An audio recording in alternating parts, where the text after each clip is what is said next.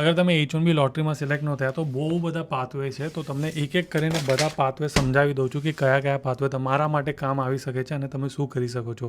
અગર તમને H1B lottery નથી મળી તો 6 અલગ અલગ પાથવે છે. પહેલો પાથવે છે H1B કેપ એક્ઝામ. આ તમને નોન પ્રોફિટ યુનિવર્સિટી રિસર્ચ ને એ બધા કંપનીમાં અગર તમને મળી ગઈ જોબ તો એ તમને લોટરીમાં જવાની જરૂરત નથી. You can first look for this one. અને આમાં તમને મળી ગયું તો અગર ખાલી 5 કલાક બી કરો તો તમે બાકીના 40 કલાક H1B કોન્કરન્ટ વિઝાના થ્રુ બીજાના થ્રુ બી કરી શકો છો. ગૂગલ, મેટા, એમેઝોન જો બી કોઈ બી કંપની છે એમાં કરી શકો છો. બીજો પાથવે છે O1, O1B. આ અલગ અલગ વિઝા છે. લોટરીની જરૂરત નથી. 8 ક્રાઇટેરિયા છે. 8માંથી 3 ક્રાઇટેરિયા તમને અપ્રૂવ કરવા માટે જોઈએ છે.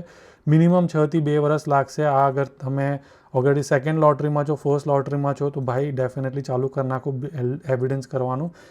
તમારું યા તો એમ્પ્લોયરથી કરી શકો છો, એજન્ટના થ્રુથી કરી શકો છો. અને આનો એન્ડ પાથવે છે EB1 ગ્રીન કાર્ડ, જે 3 થી 4 વર્ષમાં તમારા હાથમાં ગ્રીન કાર્ડ મળી શકે છે. એના પછી છે F1 વિઝા, જે અગર તમારે ભાઈ પાછું ભણવું છે, હાયર એજ્યુકેશનના થ્રુ PhD કરી નાખો કે ડોક્ટરેટ કે MBA કરી નાખો, દેટ ઇઝ Day 1 CPT. મારા હિસાબથી તો આ ઓપ્શન થોડું રિસ્કી છે, પણ એક ઓપ્શન છે જે 4 વર્ષનો અગર તમે PhD પ્રોગ્રામ કરી લીધો તો તમારી પાસે 4 અટેમ્પ મળશે H1B માટે. અને સેમ પાથવે H1Bથી પછી O1 ને ગ્રીન કાર્ડ સુધી તમે જઈ શકો છો. એના પછી L1 છે. અગર તમારી કંપની બહાર છે, ઇન્ટરનેશનલ છે, તો તમને 1 વર્ષ બહાર મોકલી શકે છે, કેનેડા, UK, ઇન્ડિયા.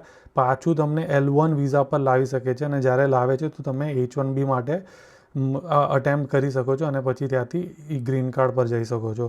એના પછી છે કેનેડા. અગર તમને ભાઈ નથી જ જોતું, બધું નવી લાઈફ સેટ કરવી છે તો પછી કેનેડા બી તમે જઈ શકો છો. મોપસ્કોટ કરીને કંપની છે, એ તમને હેલ્પ કરી શકે છે. TN વિઝા પર તમે રિટર્ન આવી શકો છો યુએસમાં.